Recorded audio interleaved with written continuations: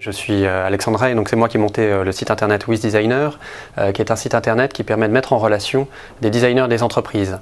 En fait, je suis moi-même designer, je me suis rendu compte que c'était finalement pour beaucoup d'entreprises difficile de pouvoir trouver des designers facilement.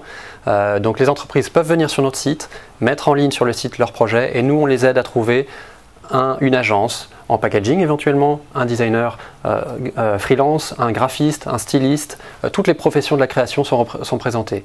Les entreprises viennent nous voir, on les conseille et on leur permet de trouver le bon prestataire en moins de 48 heures. La vraie innovation que je voudrais mettre en avant avec toute l'équipe de WizDesigner, c'est le travail qui a été fait par une agence de design à Istanbul qui s'appelle Entrepôt Design, qui a travaillé sur des packs un peu emblématiques de la grande consommation, par exemple le pack de Nesquik ou le pack de Red Bull. Ils ont retiré absolument toutes les fioritures qu'il pouvait y avoir autour du logo, ils ont gardé uniquement le logo et gardé uniquement le pack. Là, ils sont du coup revenus au sens même de l'objet, au sens même du packaging, et c'est un vrai travail de design qui a été fait là-dessus. Et c'est exactement le même travail que pourrait faire un designer sur des nouveaux packaging, en se posant à chaque fois la question, est-ce que ce que je rajoute comme packaging, comme suremballage, est-il vraiment nécessaire ?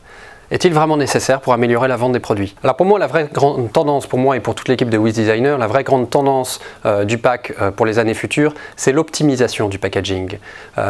À l'image des nouvelles bouteilles de champagne qui ont été développées par la filière champagne, qui ont réussi à diminuer le poids et le volume global de la bouteille de champagne, toute la filière s'y est mise, du coup ils ont tous diminué leur empreinte carbone grâce à ça. Et pour moi c'est une vraie tendance de fond qui est de pouvoir monopoliser toute une filière justement pour se dire qu'est-ce qui est réellement essentiel pour la vente du produit ou la préservation du produit.